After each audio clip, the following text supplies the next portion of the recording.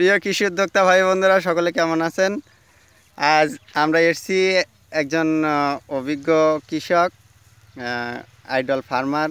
তিনি আসলে সনাতন পদ্ধতিতে চাষাবাদ হলেও অনেক আধুনিক চাষাবাদের সাথে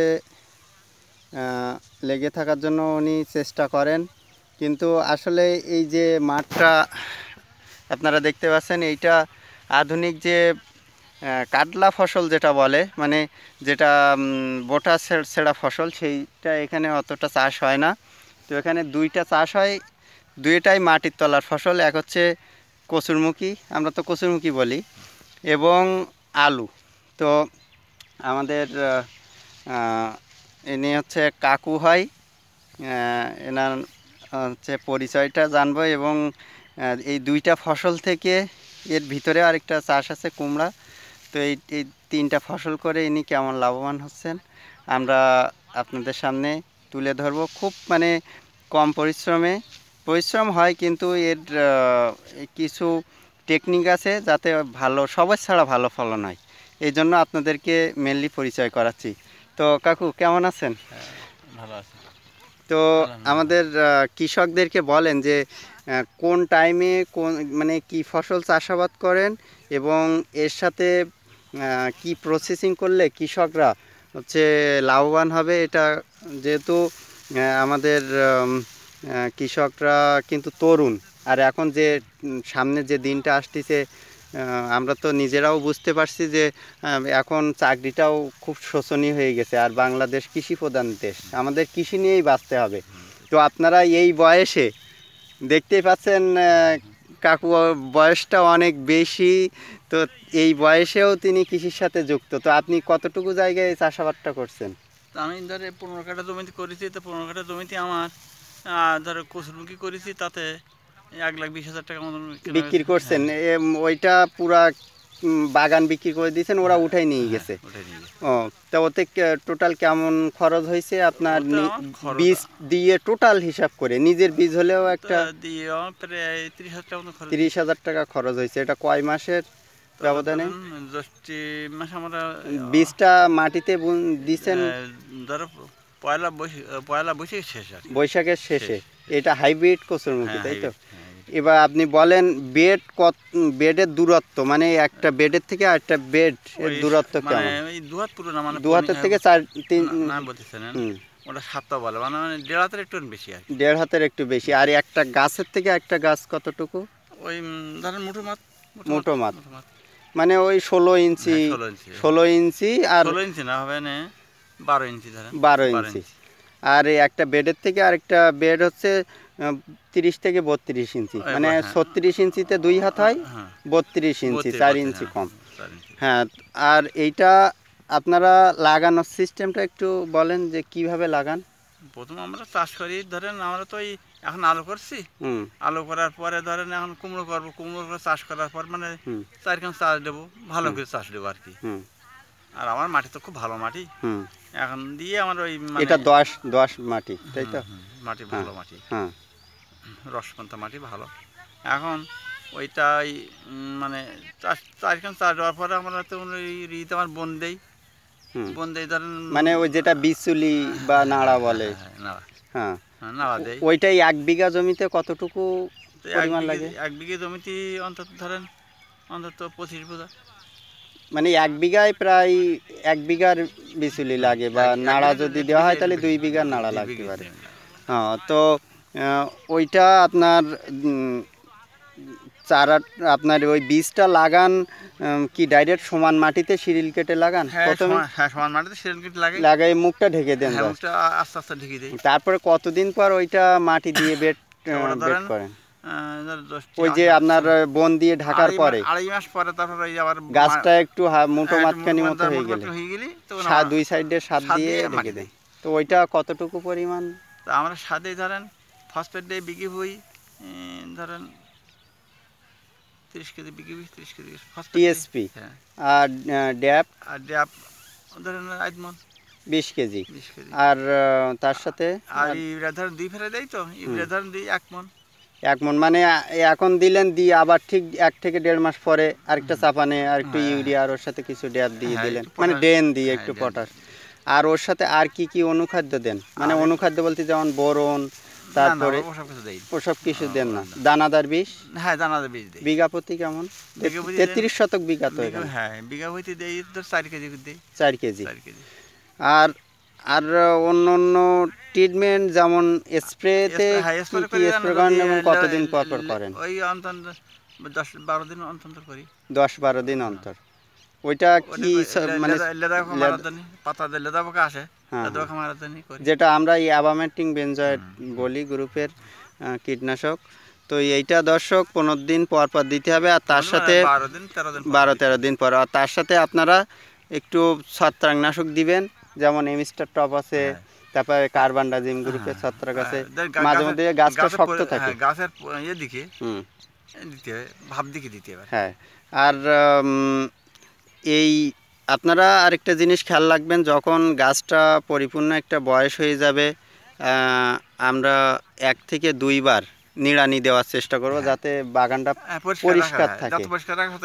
আর পানিটা যেহেতু হাইব্রিড, এটা পানিটা ছড়ানো লাগে না। আর এটা তো মানে কম রিস্কের ফসল না, এটা মানে বৃষ্টি হইলেও অনেকে বুড়ে যায়, অন্য ফসল নষ্ট হয়, এটা হয় না।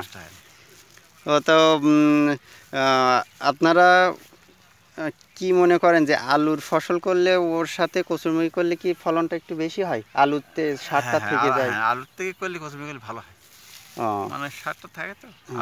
আর আলুতে বিঘা প্রতি আপনার টোটাল কেমন খরচ হয় এবছর? তো বীজের দাম বেশি, তার দাম বেশি। আমি 4 মণ পুঁতেছি পার বিঘা 4 মণ, মানে 4×4=16, 160 কেজি।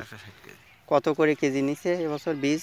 আমার নেছে, আমি তো আগে কিনি না, আমার কাছে কম নেছে, আমার কাছে 4000 টাকা মণ নেছে। 4000 টাকা মণ। এটা কোন জায়গার বীজ? এটা হচ্ছে যশোর বীজ। যশোর। তো আপনার আলুই বিঘা প্রতি আপনার কেমন আপনার খরচ হয়? আমার ধরেন আমার 1 বিঘা 4 মণ আলু বসে, তা 4 মণ আলুতেই আমার ধরেন আলা যদি দেয়, তা ধরেন কম করে ধরতেছি 60-120 মণ হবে। 120 মণ। আর আপনার টোটাল কেমন খরচ এখানে? তা ধরেন আমার 30,000 টাকা। 30,000 খরচ। আর আলুতে কয়বার সেচ দেওয়া লাগে? 3 বার। যেহেতু এটা শীতকালীন, এটা আপনি এই আলু এইখানে দেখেন দর্শক, এইটা সম্পূর্ণ আলু, এই এরিয়াটা প্রচুর পরিমাণ আলু লাগানো হয়েছে। মানে আলু, সরিষা, গম, বিভিন্ন জাতীয় ফসল আছে, রবি শস্য আছে, তারপর অনেকে ঢেঁড়স আছে, তো বেগুন আছে। তো আপনার আলুতে মানে পরবর্তীতে সার কখন কখন দেওয়া লাগে? এখন ধরেন এই দিয়ে রয়েছি, সব বোরন দিছি, মানে যত রকম সব দিছি। তার মধ্যে ফসফেট 1 বস্তা, পটাশ 1 বস্তা, আর ইউরিয়া 1 বস্তা। ইউরিয়া এখন দেয়নি, ইউরিয়া 1 বস্তা লাগবে না। হ্যাঁ, ইউরিয়া আমি দেই, মানে এটা চাষে দিয়ে দিচ্ছেন আলু লাগানোর আগেই। আর দানাদার বীজ 4 কেজি। হ্যাঁ, এবার আলুটা যে এখানে একটা খুব গুরুত্বপূর্ণ বিষয় আছে, আলুটা কাটার পরে একটু ছত্রাক দিতে আর গায়ে যেন না পচে, ওইটা কি ছত্রাক দেন? ওটা আমরা এই ডাইথিন 45 মেডালাক্সিন ম্যানকোজেব গ্রুপে। ওইটা দিলে কি ওইটার মানে হ্যাঁ, ওই যে কাঁচা কাটার সময় যাতে নষ্ট না হয়, তাজা থাকে। আর এই লাগানোর পরে সিঙ্গেল বেডও করে, অনেকে ডাবল বেডও করে। এখন সব ডাবল বেড করছে, বর্ষারও একটা ভয় থাকে। কোনো বর্ষা ভয় থাকে না। হ্যাঁ, তাহলে আপনার এই আলু লাগানোর পরে কতদিন পরে আপনার এই চাপান সার দিয়ে পিলি বেঁধে দেন? ধরেন এখন আলু গাছে কাটতে 10-12 দিনের মধ্যে গাছ বেরিয়ে যাবে না। পানি দিলে ঘরে 20-22 দিন লাগে। 20-22 দিন। আর এই কুমড়োর মাদা কি এখনই দিয়ে দিচ্ছেন? হ্যাঁ, এখন দিয়ে দিচ্ছি।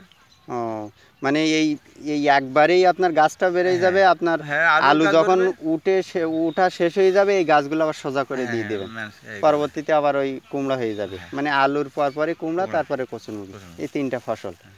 তা আমি যতটুকু জানি কৃষির সাথে জড়িত আছেন সেই মানে একেবারে ফার্স্ট স্টেপ থেকে।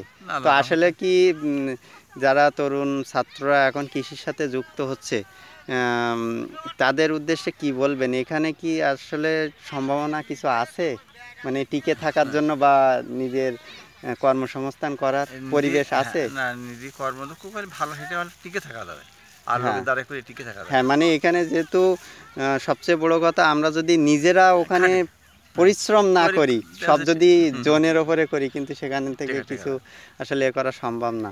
তার কারণ এই নিজের পরিচর্যা আছে, নিজের শিক্ষণীয় বিষয় আছে, এইগুলা তো আপনার লেবার দিয়ে ওইভাবে করা সম্ভব না, আর তারা করতেও পারবে না। হ্যাঁ, লাভবান হতে পারবে না। ঠিক।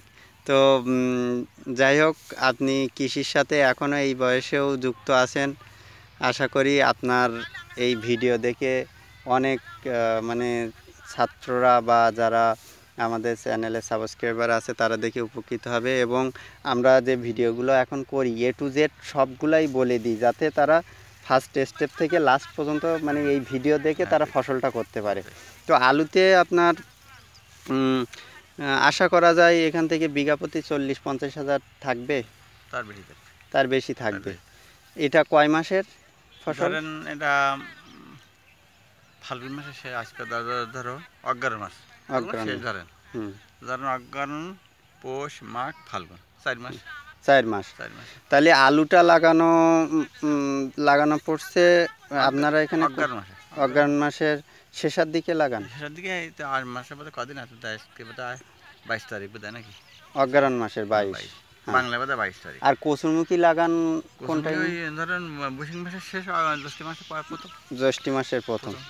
এবার যদি মনে করেন দর্শকরা অনেকে এই কচুরমুখীর হাইব্রিড, এই যে উচ্চ ফলনশীল জাতের এই বীজ যদি কালেকশন করতে চায়, আমাদের কাছে ফোন দেয়, তা আপনারা দিতে পারবেন এই বীজগুলা?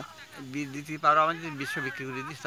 হ্যাঁ, বিক্রি করে দিয়েছেন, কিন্তু হ্যাঁ, যদি ভালো পরিসরে যদি কৃষকরা লাগাইতে চায়, আমার কাছে বহুত আসে, দেখা যাচ্ছে উন্নত মানের বীজগুলো অনেকের প্রয়োজন হয়। আর এখানে তো বিঘা প্রতি কচুরমুখীতে কেমন লাভ থাকবে খরচ বাদ দিয়ে? লাভ ধরেন আমার নিজের কথা বলি, ধরেন আমার 1,20,000 টাকা ধরেন বেশিছে, আমার 30,000 টাকা তার খরচ, মানে 15 কাটায় আমার 90,000 টাকা লাভ হয়েছে। এইটা কয় মাসের? ওটা ধরেন জ্যৈষ্ঠী, আষাঢ়, শ্রাবণ, ভাদ্র, আশ্বিন, কার্তিক, অগ্রহায়ণ, 6 মাস। 6.5 মাস। 6.5 মাস। অনেকে আছে ধান করে কি, মানে দেখা যাচ্ছে অতিরিক্ত নিচু জায়গা হলে ধান করে, তারপরেও উঁচু জায়গায় অনেকে ধান করে, সে তুলনায় কচুরমুখী তো অনেক লাভবান নাকি? এবং পরিশ্রমও তো কম, এবং পরিশ্রম কম। আপনারা যে 3টা ফসল করেন, 3টাই তুলনামূলক পরিশ্রম একটু কম আছে। তো দর্শক, আপনারা যারা এই ফসল চাষাবাদ করতে চান, দেখা যাচ্ছে অনেকে একটু পরিশ্রম কম করে বিনা রিস্কে যে ফসলগুলো চাষাবাদ করবেন, তাদের জন্য মিষ্টি কুমড়া, আলু এবং কচুরমুখী, এই 3টা জাত, এই 3টা ফসল আপনারা চাষাবাদ করতে পারবেন। তো আজকে আমাদের ভিডিও এই পর্যন্ত। সকলে ভালো থাকবেন, আর যারা নতুন তারা আমাদের চ্যানেলটা সাবস্ক্রাইব করে আমাদের পাশে থাকবেন। তো সকলে ভালো থাকবেন, সকলকে ধন্যবাদ।